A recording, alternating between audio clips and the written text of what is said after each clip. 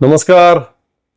बरेच लोक आणि त्यातही विशेषतः भक्त कॅटेगरी जी असते, अंधभक्त, त्यातील लोक बोलताना कुणाच्या पोस्टवरती कुणाच्या व्हिडिओवरती कमेंट करताना सहसा डोक्याचा वापर करताना दिसत नाहीत. ज्येष्ठ पत्रकार सुरेश द्वादशीवार यांच्या मुलाखतीची एक जवळपास 9 भागांची सिरीजच आपण मागच्या काही दिवसांमध्ये आपल्या अभिव्यक्तीवरून प्रसारित केली आणि यापुढे सुद्धा आपण ते करत राहू. कारण पूर्वीच्या राजकारणातल्या, पूर्वीच्या समाजकारणातल्या, आतापर्यंत आपल्याला फारशा माहिती नसलेल्या अनेक बाबी, त्या बाबींच्या मागची तेव्हाची तत्कालीन कारणं आपल्याला त्यांच्या बोलण्यातून उमगतात. आजवरच्या सरांच्या आयुष्यातील त्यांची पत्रकारितेची कारकीर्द तब्बल 50 वर्षांची झालेली आहे. लोकसत्ता आणि लोकमत सारख्या मोठ्या खपाच्या प्रमुख वर्तमानपत्रांचे ते नागपूर विदर्भ आवृत्त्यांचे जवळपास 30 वर्ष, तब्बल 30 वर्ष संपादक राहिलेले आहेत आणि त्या आधीची सुद्धा त्यांची स्थानिक पातळीवरची पत्रकारिता अतिशय वैशिष्ट्यपूर्ण अशी होती. त्यामुळे त्यांच्याशी बोलताना आपल्याला अजूनही फारसा माहिती नसलेला उर्वरित महाराष्ट्र जो आहे, विदर्भाच्या बाहेरच्या लोकांना, त्यांना विदर्भ कळायला सुरुवात होते. विदर्भाची सामाजिक, राजकीय, सांस्कृतिक जडणघडण, तिथला विचार, तिथले साहित्यिक, उर्वरित महाराष्ट्राच्या बाबतचे त्यांचे सगळ्यांचे विचार, तिथली भाषा, तिचा तो खास असा एक लहजा, असं सगळं आपल्याला बऱ्याच प्रमाणामध्ये उमगत जातं त्यांच्याशी बोलताना. त्यांचं ऐकताना आपण लोक आतल्यात समृद्ध होत जातो. तुमच्यापैकी पण अनेकांचा तो अनुभव तुम्ही कमेंट्समध्ये लिहिलेला आहे. ते असो, सरांविषयी आपण पुढच्या काळात नंतर बोलू. आजचा विषय जरा वेगळा आहे. त्यांच्याशी संवादाच्या एका भागामध्ये पूर्वीचे राजकीय नेते, त्यांचा प्रामाणिकपणा आणि आत्ताच्या राजकीय नेत्यांची जीवनशैली किंवा राहणीमान वगैरे अशा प्रकारचा काही मुद्दा निघाला होता मुलाखतीच्या दरम्यान आणि त्यावरती भाष्य करताना द्वादशीवार सरांनी अगदी सहजपणे नेहरू गांधी घराण्याचा उल्लेख केला होता. आपल्या सगळ्यांनाच हे माहिती आहे की पंडित जवाहरलाल नेहरूंचे पिता मोतीलाल नेहरू यांनी आपल्या वकिली ज्ञानाच्या बळावरती तेव्हा स्वातंत्र्यपूर्व काळामध्ये प्रचंड धनसंपत्ती कमावलेली होती. त्यांच्या काळात ते प्रख्यात आणि अतिशय नामवंत असे वकील होते. आता आपण आजच्या काळामध्ये जी नावं घेतो नेहमी किंवा ऐकतो, कपिल सिब्बल, अभिषेक मनू सिंघवी किंवा तत्सम किंवा त्यापूर्वी राम जेठमलानी होते, तर त्यांच्याप्रमाणेच मोतीलाल नेहरू त्या काळामध्ये प्रचंड प्रसिद्ध होते. म्हणजे अगदीच काही हे RSSचे खोटारडे लोक बकवास करत असतात नेहमी, तसे त्यांचे आणि जवाहरलाल नेहरूंचे कपडे वगैरे धुवायला कधी पॅरिसला जात नव्हते. ती पूर्ण बकवास असते. परंतु जर त्यांनी ठरवलं असतं तर ते सुद्धा ते करू शकले असते. इतके श्रीमंत मोतीलाल नेहरू होते. परंतु पुढे ते महात्मा गांधींच्या संपर्कामध्ये आले. त्यांच्याच प्रभावातून काँग्रेसमध्ये आणि मग देशाच्या स्वातंत्र्याच्या चळवळीमध्ये अगदी तन मन धनाने सहभागी झाले आणि मग आपल्या संपूर्ण श्रीमंतीचा त्यांनी पूर्णपणे त्याग करून टाकला. आपली स्वकौशल्याने आणि आपल्या बुद्धिमत्तेच्या साहाय्याने कमवलेली सर्व इस्टेट, सर्व प्रॉपर्टी देश स्वातंत्र्यासाठी लढत असलेल्या काँग्रेस पक्षाला आणि देशाला त्यांनी अर्पण करून टाकली. त्या सगळ्या त्यांनी त्या काळात दान केलेल्या प्रॉपर्टीचं आजच्या बाजारभावानं जर मूल्य काढायला घेतलं तर ते अब्जावधी रुपयांच्या घरात जाईल. साधी राहणी, खादीची वस्त्र परिधान करणं आणि महात्मा गांधींच्या मार्गदर्शनानुसार देशाच्या स्वातंत्र्याची लढाई लढणं हेच नेहरू कुटुंबाचं त्यानंतरच्या काळातील ध्येय राहिलं. जवाहरलाल नेहरूंनी सुद्धा आपल्या स्वतःच्या आयुष्यामध्ये पुढे तोच मार्ग अनुसरला, त्याचनुसार वाटचाल केली. जिथे जातील तिथे काँग्रेस पक्षाच्या नेत्यांच्या, कार्यकर्त्यांच्या घरी जर गरज असेल तर मुक्कामी राहणं आणि देशाची स्वातंत्र्य चळवळ पुढे नेणं. स्वतःसाठी काही घर, बंगला वगैरे बांधणं हे ना त्यांच्या त्या काळामध्ये मनात आलं, ना त्यासाठी त्यांच्याकडे तेव्हा वेळ होता आणि ना पैसा सुद्धा होता. पुढे देशाचे पंतप्रधान झाल्यावरती त्यांना अर्थातच सरकारी निवासस्थान मिळालं आणि मग त्यापुढचा सगळा इतिहास त्या मुलाखतीमध्ये आपल्याला सुरेश द्वादशीवार सरांनी सांगितलेला आहे. जवाहरलाल नेहरूंच्या निधनानंतर लालबहादूर शास्त्रींच्या मंत्रिमंडळामध्ये इंदिरा गांधी यांचा समावेश झाला आणि मग त्यांना निवासस्थान मिळालं मंत्री म्हणून आणि पुढे लालबहादूर शास्त्रींच्या निधनानंतर देशाच्या पंतप्रधान म्हणून त्यांना पंतप्रधानांसाठी असलेलं निवासस्थान मिळालं. पुढे खलिस्तानवाद्यांनी त्यांची हत्या केली आणि मग राजीव गांधींना देशाच्या पंतप्रधान पदाची जबाबदारी सांभाळावी लागली, अर्थात निवासस्थान कायम राहिलं. पुढे राजीव गांधींची सुद्धा हत्या झाली. त्यानंतर PV नरसिंहराव यांनी एक विशेष बाब म्हणून स्वतःच्या अधिकारामध्ये सोनिया गांधींना एक सरकारी निवासस्थान दिलं आणि त्याचं त्यांनी सरकारला भाडं मात्र भरत राहावं असं सुचवलं आणि ती व्यवस्था झाली. हे सगळं अशा प्रकारचं वास्तव आहे, ही वस्तुस्थिती आहे आणि ती अनेकांनी लिहून ठेवलेली आहे. आपल्याकडचं सगळं काही देशाला अर्पण केल्यानंतर नेहरू गांधी कुटुंबीय पुढच्या काळामध्ये अगदीच दैन्यावस्थेत किंवा दारिद्र्यात जगत होते अशातला भाग अजिबातच नाही, तसं कोणीही बोलत नाही. परंतु आपलं स्वतःचं घर वगैरे करावं, बांधावं असा विचार त्यांनी केला नाही, हे त्यातलं वास्तव. ती पिढी कशी होती लोक. केंद्रीय मंत्री असलेले लालबहादूर शास्त्री एकदा काहीतरी खूप आर्थिक अडचणीत आले होते. नेहरूंच्या मंत्रिमंडळात होते ते आणि तेव्हा पंतप्रधान असणाऱ्या जवाहरलाल नेहरूंकडे त्यांनी काय आर्थिक मदत मागितली, तर ती मदत करण्या इतके पैसे नेहरूंकडे सुद्धा नव्हते. 2000 रुपये तेव्हा पंतप्रधानांचं मानधन असायचं आणि त्यातच जवाहरलाल नेहरू आपला सगळा वैयक्तिक खर्च भागवायचे. त्या पुढच्या काळात सुद्धा अशा प्रकारची अनेक उदाहरणं आपण पाहिलेली आहेत. आपल्या महाराष्ट्रातीलच लोकप्रतिनिधी मधु दंडवते आदींच्या याबाबतच्या बाबी आपल्याला ऐकून वाचून माहिती आहेत. केंद्रीय मंत्री राहिलेले मधु दंडवते यांचं जेव्हा निधन झालं तेव्हा त्यांच्या बँक खात्यामध्ये अवघे काहीतरी 400-500 रुपये शिल्लक होते. म्हणजे बघा, आणखी अशीच त्या काळातील निरपेक्ष समाजसेवकांची खूप सारी उदाहरणं देता येतील, लोकप्रतिनिधींची देता येतील. सुरेश द्वादशीवार यांनी तेच त्या मुलाखतीमध्ये सांगितलं. मात्र तो एपिसोड प्रसारित झाल्यानंतर या भक्त कॅटेगरीने त्या खाली बरळणं सुरू केलं. काहीही बोलता, असं कुठे असेल का, इतकी वाईट अवस्था होती तर इंदिरा गांधींनी आपली पोरं परदेशात कशी शिकायला पाठवली वगैरे वगैरे, किंवा आता राहुल गांधी कसे काय परदेशाच्या दौऱ्यावर जात असतात, पैसे नसतात. तर इथे डोक्याचा भाग लागतो, जो या लोकांकडे अजिबातच नसतो, किंवा दिसायला डोकं असलं त्यांच्या धडावर तरी त्याच्यामध्ये मेंदू नसतो. आपल्या मुलांना उच्च शिक्षणासाठी परदेशात पाठवण्यासाठी आजही सामान्यातील सामान्य लोक सुद्धा आकाश पाताळ एक करताना आपण पाहतो. प्रयत्नांची ते पराकाष्ठा करतात, कुठून कुठून पैसे जमवतात, त्यासाठी दाग दागिने वगैरे सगळं गहाण टाकतात, प्रसंगी घर गहाण टाकतात, राहतं घर, आणि कर्ज काढतात. इंदिरा गांधींनी आपल्या मुलांना शिकवण्यासाठी तशाच प्रकारची काही व्यवस्था त्यावेळेला केली असेल, हा साधा तर्क आहे. आणि आता राहुल गांधी परदेशात जात असतात, दौऱ्यावर जात असतात, जगभरातल्या वेगवेगळ्या विद्यापीठांमध्ये जात असतात.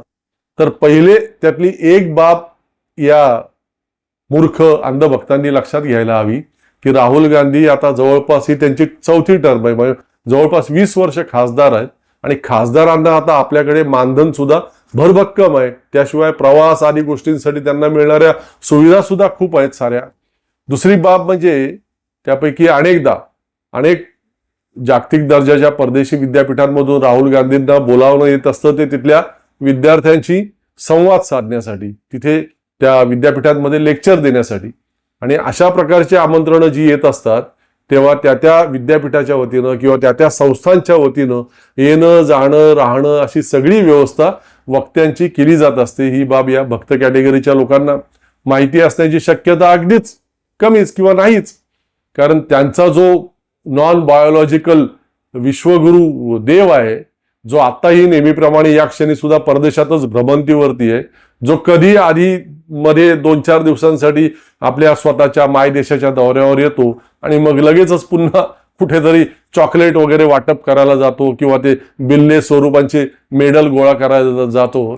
त्यांना ना कुठल्या विद्यापीठांमध्ये कधी बोलवलं जात, ना कुठल्या विद्यापीठांमध्ये विद्यार्थ्यांशी त्यांचा संवाद कुठे आयोजित केला जात, कारण टेलिप्रॉम्प्टरचं लफडं आहे. टेलिप्रॉम्प्टर कसा लावणार त्याने, अचानक कोणी काय विचारलं तर ते असो. परंतु त्यामुळे त्यांच्या भक्तांना या सगळ्या बाबी माहिती कशा पडणार ना.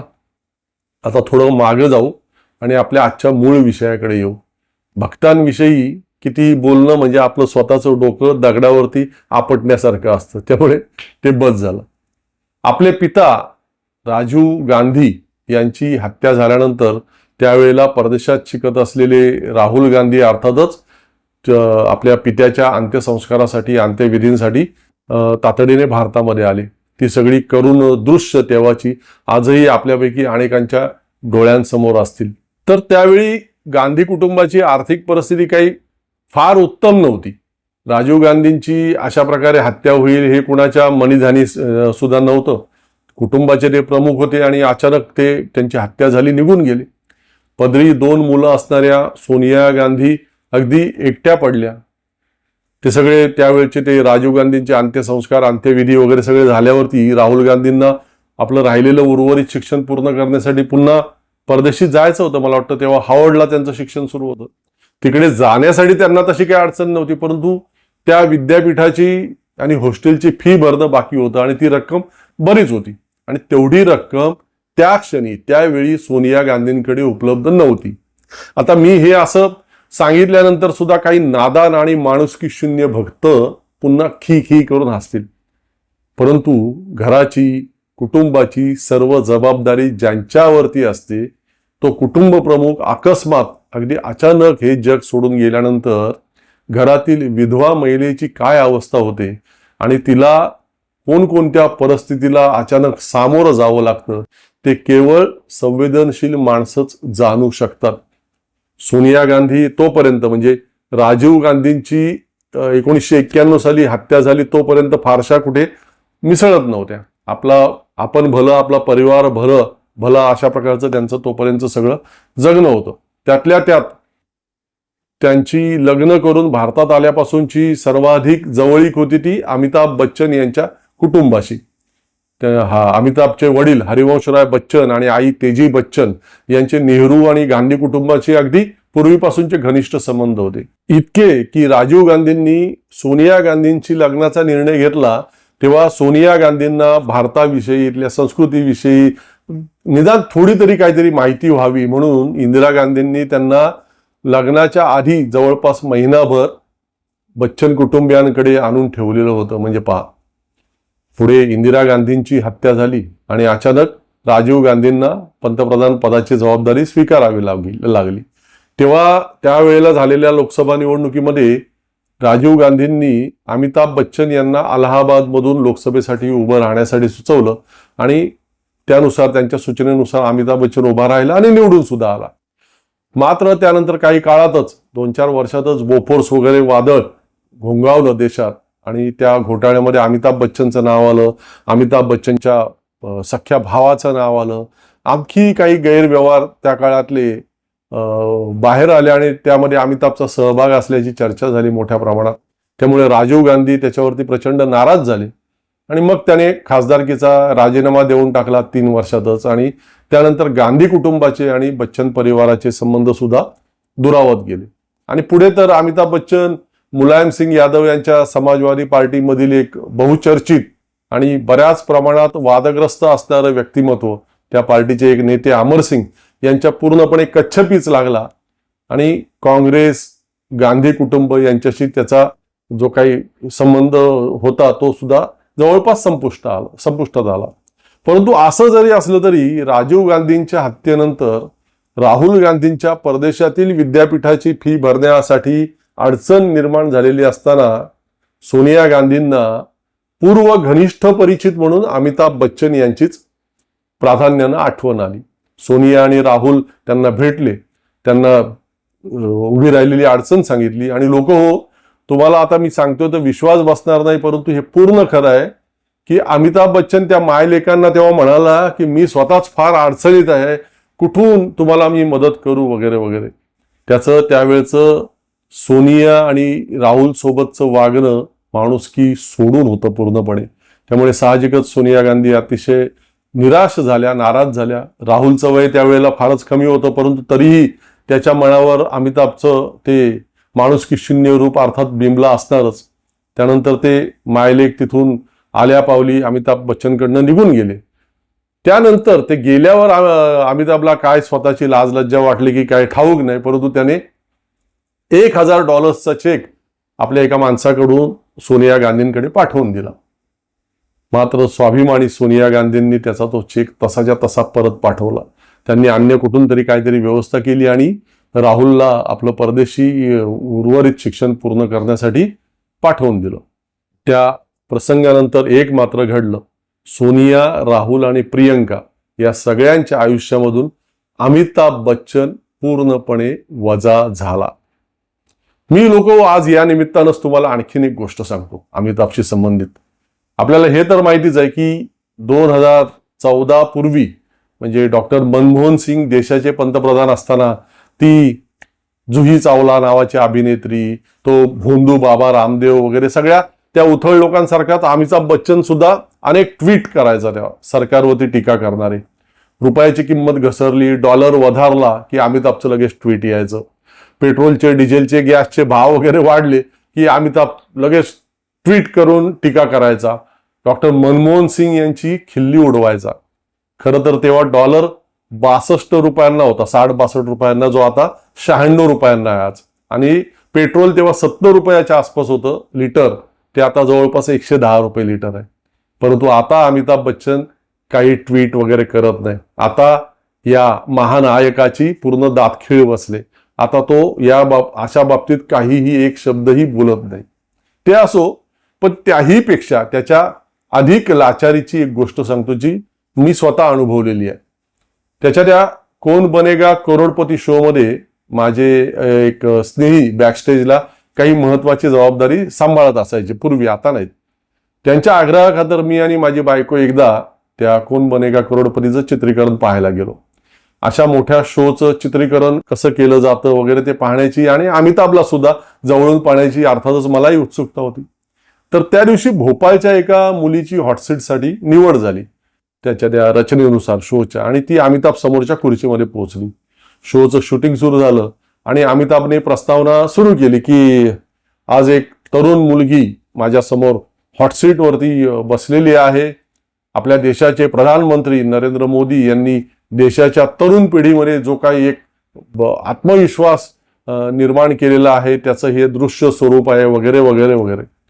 तर लोक हो, ती मुलगी, मला आता तिचं नाव आठवत नाही व्यवस्थित, ती मध्येच अमिताभला थांबवून बोलली अगदी स्पष्टपणे की सर मला माफ करा, पण आज देशात आम्हा तरुणांना शिक्षणाच्या आवश्यक त्या सोयी उपलब्ध नाही आहेत.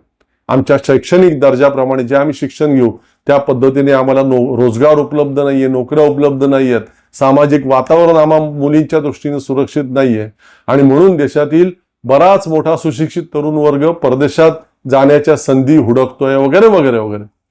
तर तुम्हाला सांगतो प्रेक्षक हो, तिचं त्या मुलीचं त्या तरुणीचं बोलणं ऐकताना अमिताभ बच्चन प्रचंड अस्वस्थ होत गेला आणि शेवटी एका क्षणी त्यांनी सुरू असलेलं शूटिंग थांबवायला लावलं आणि त्या मुलीला तो बोलला की अशा प्रकारे तुम्ही आपल्या देशाच्या पंतप्रधानांविषयी या माझ्या शो मध्ये अजिबात बोलू शकत नाहीत वगैरे वगैरे.